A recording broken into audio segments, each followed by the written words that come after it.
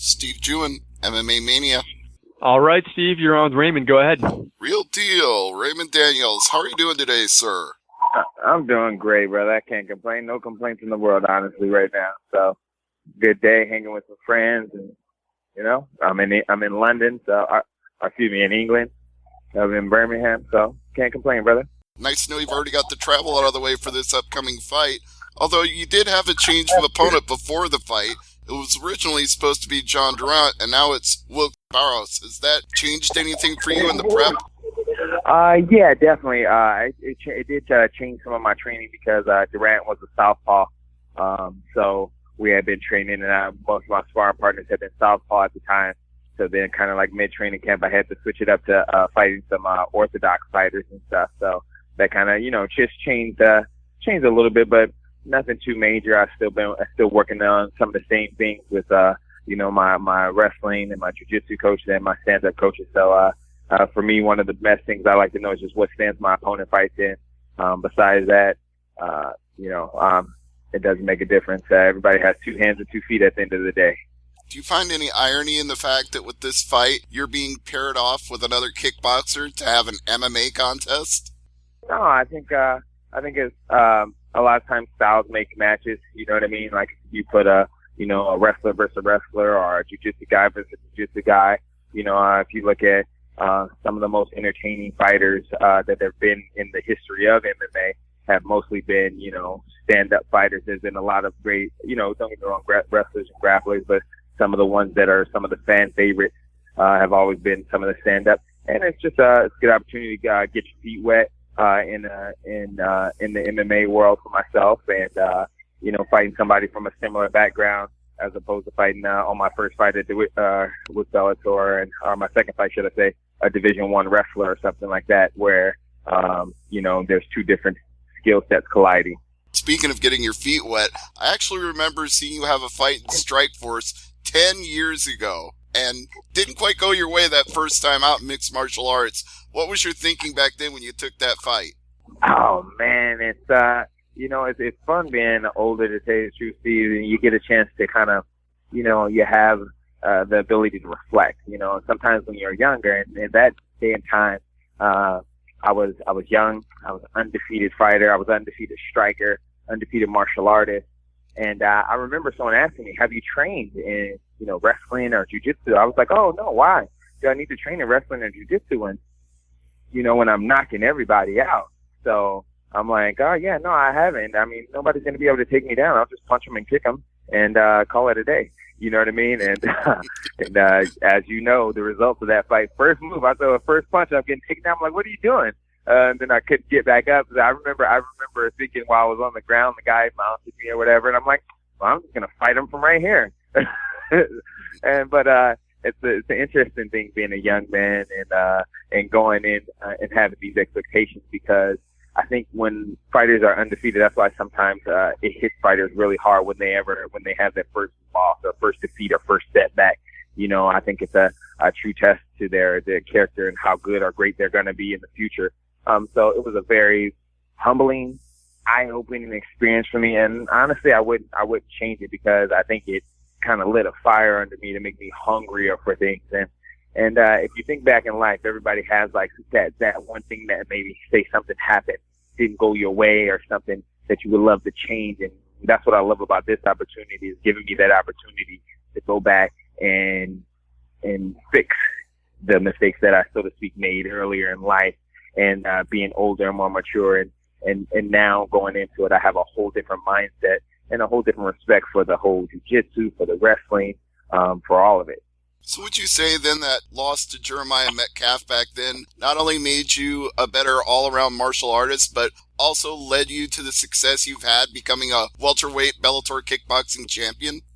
Oh yes, definitely. I mean, that was definitely a eye-opening experience. I mean, if you look, that was obviously my first MMA fight. I think he had 12, 16 MMA fights. So it was a little bit of inexperience on my part as far as I've never really had a manager at the time, or even for that matter, I didn't even have coaches at the time. I was kind of just my entire career, and So I mean, it was an eye-opening experience. It also showed me like weight classes. I had never really thought about weight classes, weight cutting, or anything like that.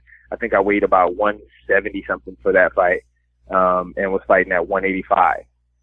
But that's just lack of knowledge, lack of experience, lack of having a mature camp around me in order to advise me. So what it did is it just helped me open my eyes, and it helped me become the Bellator champion. It helped me become and be able to face that adversity when I was fighting. So yeah, you know what I mean? I think whether things go your way or don't go your way, sometimes them not going your way is the best blessing you could have, because say I would have went in there and I would have knocked out Metcalf, I would have still had that same possible mindset that, oh, nobody's ever going to take me down. Nobody's ever going to do this. But having that experience, you know what I mean? Right. It wakes you up, you know, and it's so I'm actually, to be honest, with most people like will be upset about, I'm actually grateful that it happened. So now I have a newfound respect for things, and I have a new appreciation for it. You know, you don't know what you don't know. That is so true. And I'm glad you took that mindset away from it and turned it into a positive for you. I also have to ask, because you've been so popular in California over the years, and you got to have that fight in Cali, and you got to have your world title fight in the Shark Tank in San Jose.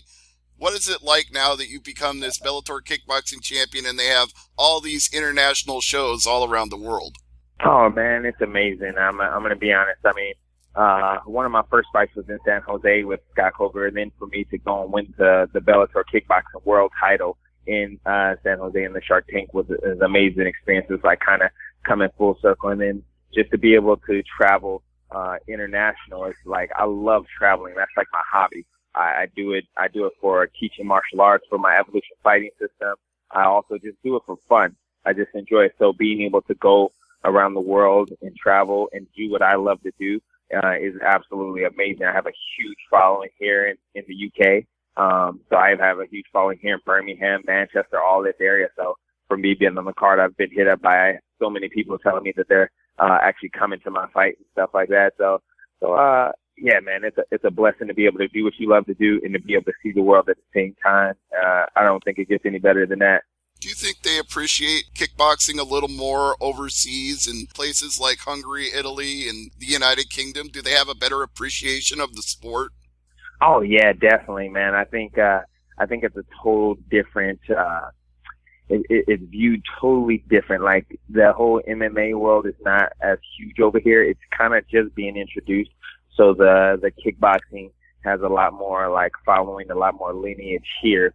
You know, over in the States, it's transitioned over to everybody likes to watch from boxing now. It's like boxing and MMA, and kickboxing never really translated well over in the States so much. I mean, when I'm over here and I'm walking down the street, people are like, oh my gosh, Raymond Dames. And, you know, I get photos and stuff like that in the States. I just walk and people don't even know who I am or what I do. You know what I mean? So it's definitely interesting that it translates over here a little bit more. And then, like I said, I do enjoy it a whole lot. So, you know, the kickboxing side of it, but, you know, now time to get my feet wet in another area since I've I've gone to the top of this one. Now time to continue to move forward. You know, it's a long climb up in this welterweight division if you stick with it in MMA, especially in Bellator. It's very deep right now, going all the way to the top with this welterweight Grand Prix. Did you ever have any designs on getting into that, or did you think, man, that's just too steep of a mountain right now? I mean, as of right now, there's obviously some guys that are some staples in the MMA world. You know what I mean? You got Rory being the champ right now. Rory is the man.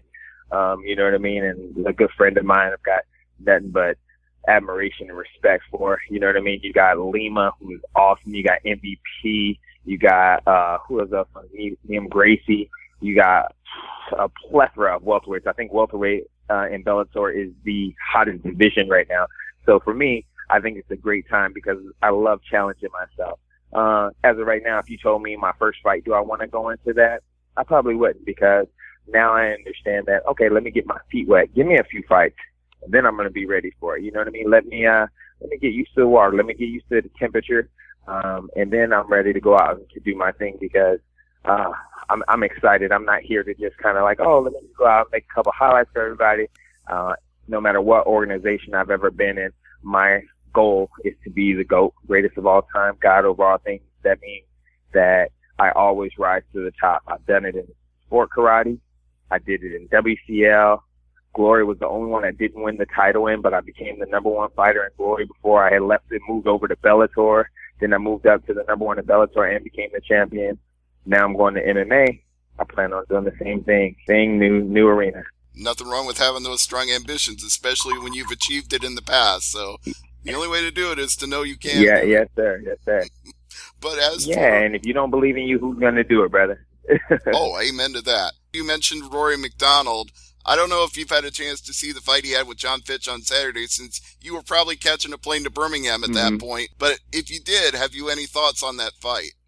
Yeah, actually, I actually did see the fight. I was actually on the plane, stayed up, and got Wi-Fi on my flight. Made sure I had Wi-Fi there so I could make sure I viewed the fight on my cell phone, just to make sure I wouldn't miss Rory, because not only is he a friend, but I'm a huge fan of his work and stuff. Was a really good fight. Rory did his thing. He was successful. I mean, it was a draw, so obviously not the outcome that you want in a fight, but he is the champ, and if you want to beat the champ, you got to beat the champ and not tie him. Fitch did a good job of, implementing his game plan, but I thought Rory landed some of the more damaging shots and stuff like that. But Fitch did a good job in order to wrestle him down, in order to try and negate what Rory wanted to do. So, definitely interesting match for sure. Yeah, and I think there is a fair argument to be made that they each did something right, which is how it ended up in a draw. Like you said, Rory was landing the better blows, but John Fitch was taking him down and controlling him on the ground. So some people are arguing it's 4-1 or 3-2, but if you look at the fact that he had one dominant round and then Rory had a couple of close rounds, you can see how it became a draw. Mm-hmm. Exactly. No, I mean, I can see. That's why I say you can argue one way or another. And it depends who you favor. If you favor Fitch, you're like, oh, Fitch won. If you favor Rory, you're like, oh, Rory won. But I can see how the judges kind of had some mixed emotions about it. But, I mean, for me, I look at like damaging shots. And then if Fitch would have been doing some damage on the ground to Rory, then I would say, okay. But he wasn't really doing anything besides, I felt like, holding him down, because Rory was nullifying all of his, strikes on the ground. So that's why, I would have leaned it towards Rory, but I could see how the judges judge it that way at the same time. Right. The only round I really saw him doing damage on top of Rory was the third. But speaking of decisions, I wonder, does it ever frustrate you when you have a fight go to decision, or are you always confident in the outcome? I mean, you almost have to be, since you've been undefeated in Bellator kickboxing, but at the same time, do you ever worry? I don't really worry about it. I always feel like you kind of know when you're in there and you're fighting if a person got the best of you or if they didn't get the best of you. You know what I mean? At the end of the day, it's like if someone's hitting you and you're hitting them, it's kind of a mutual, you got me, or I got you. So I haven't really stressed out. I like to go out and put on a show, and I'm always trying to end my fights, in a spectacular fashion. Why? Because that's what keeps me entertained. That's what I have fun doing. And also, that's what the fans want to see at the same time. So I don't really get too nervous about decisions, because I know with my style and the way I fight, it's really hard for someone to connect on me more than I'm connecting on them. So therefore, I usually don't really worry that much, to be honest. That's just me and how I fight, my style of fighting. One more thing before we wrap it up. I want to know if you have a prediction for how this fight's going to end with Burrows on Saturday. He's a really tough opponent, really game opponent. So I'm looking forward to the fight, but I see the fight ending with me being victorious via KO. And the reason why I say that is, one, there's no corners. It's a big circle cage, and that's what I'm used to. I'm used to having a big open space in order to use and do my movement like I'm capable of doing. Secondly, we're going to be fighting with smaller gloves. And that being said, I'm actually more accustomed and used to fighting with smaller gloves because I'm from a martial arts background. So the big boxing gloves, people are normally able to use the boxing shield and use that as a defense mechanism. You can use your gloves as a helmet, and can kind of wear your opponent out. A lot of the Dutch fighters like to use their hands as a protection in order to get close. With the MMA gloves, as you know, you can't really do that as much. And I'm from a sport karate, a point fighting background. So for years, I've been trained to be the first and the best at hitting first and hitting multiple times and not being hit. So I'm looking forward to going in here and seeing if I can implement my style. There's been fighters of great success like my man Mike, MVP, Mike Page, Stephen Thompson. Even Anthony Pettis comes from that type of background as well. So there's been a whole lot of awesome fighters that have been able to implement it. Now I'm looking forward to going in and doing my version. Well, hopefully Michael Page will be there at cage side watching the fight. I know he's got to get ready for his match with Douglas Lima in the semifinal round, but maybe he's got a little time to break away from the shoot fighter camp and come sit and watch your fight. Oh yeah, for sure. Mike is my dude, so I know he's a little busy right now. And he's got a big fight coming up too. Otherwise, we'd probably be hanging out this weekend. I usually see him when I'm out here in the UK, when we kicking and hang out and stuff. But I know he's got a big obstacle in front of him with Lima. So. Yes, indeed. But you've got a nice obstacle in Burrows as well. Not one that I don't think you can overcome, but you still got to take him seriously, just like you do every opponent. Oh yeah. Oh yes, sir. I don't overlook anybody. I mean, that's a big mistake some people make in life. They're like, oh, I'm going to do this, I'm going to do that. You know what I mean? I'm going to go in here and I'm going to apply myself and my skills to the best of my ability and go out there and do what I do. All right, you're going to go out there, do what you do, and put on a show for the Bellator fans and all the people of Birmingham, and I know they appreciate it, and I appreciate your time today, and if you'd like to plug anything, sponsors or social media, please go ahead. Oh, yeah, no, I just thank you. I appreciate you and your time. I'd like to thank my sponsors, 97 Displays. They always are taking care of me in my karate school. I want to thank Training Lab for getting me in shape for this fight. I feel absolutely amazing. I can't wait to go out and put on this performance. I want to thank Kip Dale for helping me with my jiu-jitsu, as well as Joe Murphy in the classic fight team with Tyler Wambos. They completely ran my camp and put everything together. And last but not least, my beautiful fiance, Colby Northcutt, which will be getting married August 24th. So looking forward to that right after this fight. Awesome. Well, congratulations on the upcoming nuptials, and good luck in the fight with Burrows. I'm sure it'll be a fun one. I appreciate the time, Raymond. Thank you so much. Oh, yes, sir. And thank you. All right, you have a great one, brother. You too. Thank you. No problem.